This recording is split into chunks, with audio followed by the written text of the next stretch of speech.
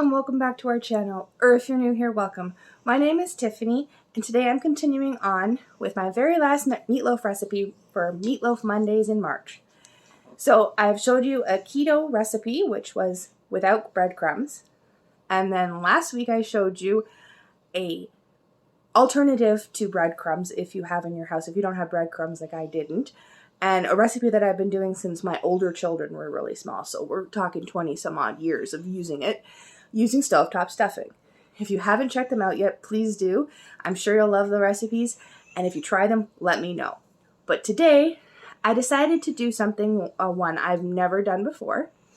And it was really interesting and very fun. I looked it up because I've always been curious about this. And I do have a video coming out about this. Another one later. It's not a meatloaf recipe, but it is linked to this one. I did a Philly cheese steak meatloaf. You guessed it, yeah? I found a Philly cheese steak meatloaf recipe. It was very easy. I mean, wow, right? Never thought of that one. But I also have a first time making Philly cheese steak sandwiches coming out here soon as well. So keep your eyes open for that. But that being said, I'm going to go hop in the kitchen and we're going to show you how I did this. Alright everyone, so as you can see I have everything I'm going to need for this recipe out on the counter. I have my ground meat right here. I also have some leftover taco meat that I'm going to toss in there too, just to use it up. I have a cup of, it calls for breadcrumbs. As you all know, I don't have breadcrumbs. And I use what I can. So I made this cup of cracker crumbs out of this Italian 4-cheese Cheez-It crackers. So we're going to see how well that comes out. I'm looking forward to seeing how that works in this recipe. Then I have 2 small onions diced here. I have 1 pepper diced here. I have the 1 egg that we're going to need right here. It also calls for half a cup of milk. Well, my half cup seems to have grown legs and walked away, so I have my 1/4 cup here so I can use it. Then it calls for some garlic powder, so I have my garlic powder right here. It calls for some Worcestershire sauce, so I have that as well. And then we have our cheese for the middle. As you can see, it's been shredded. And then over here, I have some, and there goes the cheese tax to Bella behind me. And then I also have gravy from a roast that we did recently that needs to be used up, so I'm going to use that as my glaze over this. So there's everything we're going to need. Let's hop into this recipe and I'll show you how it's done. So we just move everything out of the way here, just kind of shift everything. And it's a meatloaf recipe, so everybody knows you just pretty much toss everything in and mix. So that's what we're going to do. We're just going to get everything in there. All nice and ooey and gooey and deliciousness in there.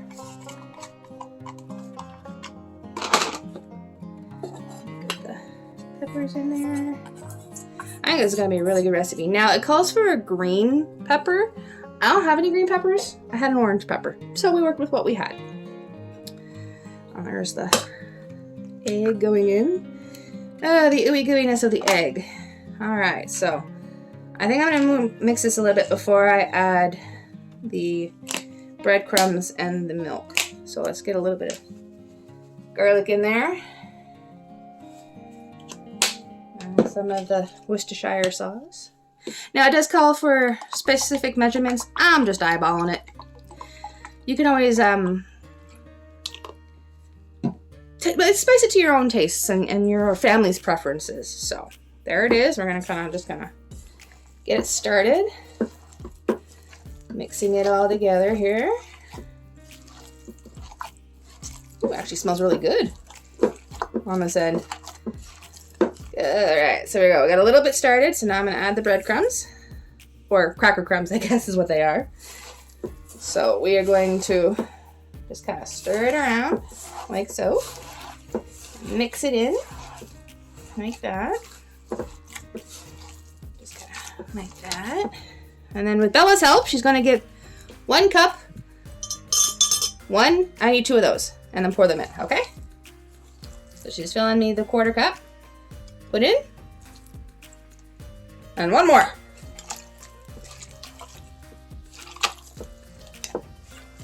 And one more. All right, there we go, everybody. She put it in for me. And we're just gonna kind of smoosh it around and get it all mixed together. Actually, can you put the milk back in the fridge? Thank you, sweetie.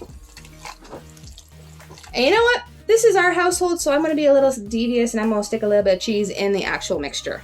Now, the recipe doesn't call for this, but we are who we are and we're going to do that, right? We like our cheese. As she just stole some more cheese. I'm only taking out the ones that you dropped. The ones that I dropped. Well, at least she's cleaning up my mess for me, right, everybody?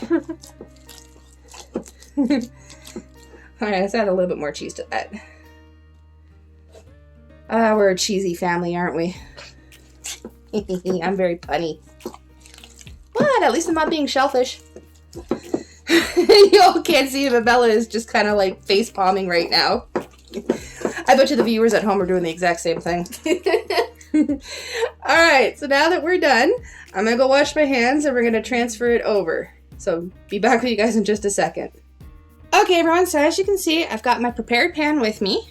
I have also got my spatula. So we are going to take part of this mixture and stick it in here. So we're just going to take a big portion of it, just kind of go like this. And set it. I also let the mixture sit for about 5 minutes so that the milk could absorb into the cracker crumbs. I just find it helps a little bit when making this. So yeah, you just kind of press the mixture in like so. And kind of just make a well in the center. So kind of up the center like this. Just going to press it in and kind of just make a little bit of a well in the middle. Like so. So that the sides go up a little bit. Now for this you can either use the shredded like I have, or you can cut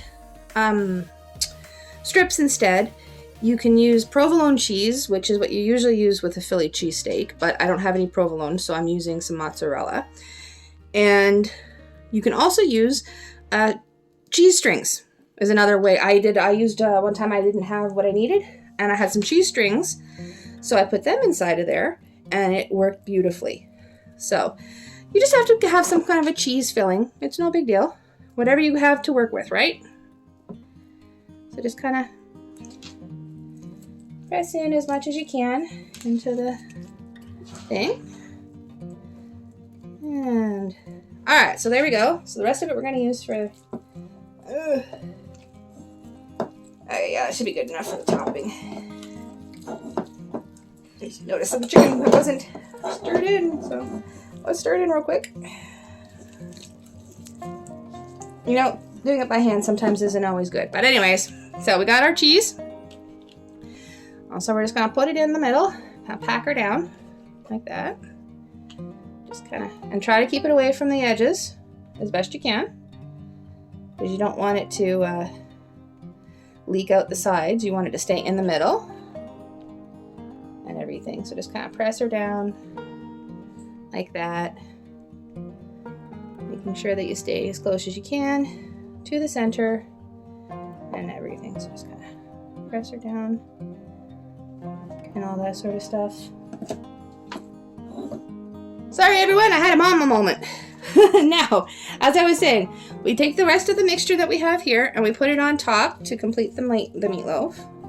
So just kind of get it off like that. And off like that. And this one is going to be a very, very full meatloaf, I can tell.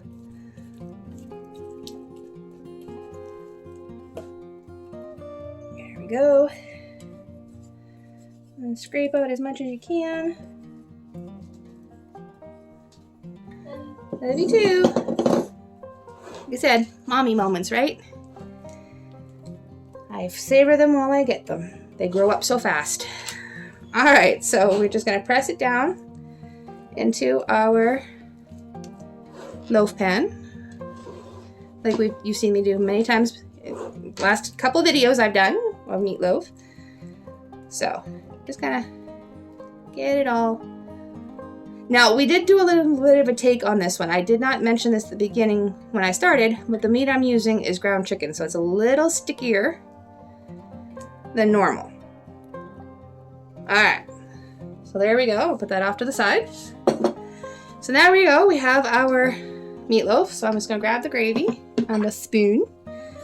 I'm going to put a thin layer of my homemade gravy over top.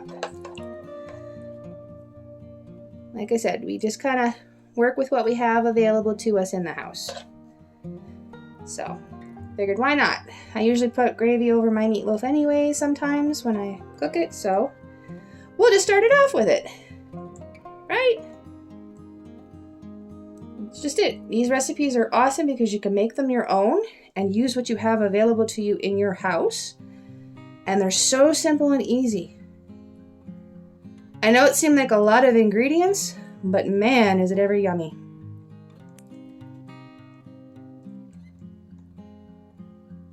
Alright, there we are. So I have it now ready to go into the oven at 350 for, I think it was, 45 minutes to an hour, depending. And we will check on it at the 45-minute mark and see how it's doing. So I will be back with you guys when it is time to put it on the plate. Alright everyone, so there you have it. Doesn't that look great? I mean, it's a Philly cheese steak meatloaf. Doesn't that look scrumptious? And you can see that the cheese is good in the middle and all the peppery goodness, and oh, I can't wait to try it. And with tonight's dinner, we went with chopped potatoes with gravy on top and some more carrots. So there you guys go. So what do you all think? Didn't that look really, really scrumptious and easy to put together? It really, really was. I mean, taking a classic like meatloaf and making it your own and changing it around and just having fun with it. Isn't that one of the greatest things about cooking and baking is you can take a recipe and you can tweak it and you can make it your own and cater it to your own family's needs and wants and likes. It's amazing what you can do in the kitchen, isn't it? We hope you all enjoyed this video. If you did, maybe think about giving us a thumbs up. It really does help us out. And if you haven't, come join our family. We're a wacky bunch of people who love embracing this thing called life. We get into some lovely chaos, cooking, family togetherness, and a lot of other things. So if that's the kind of content you like, come on and join our family. We welcome everybody with open arms and open hearts. But I now have to go get this stuff put away because I'm going to have leftovers and I can't wait. We'll see everybody in the next one. Bye, everybody.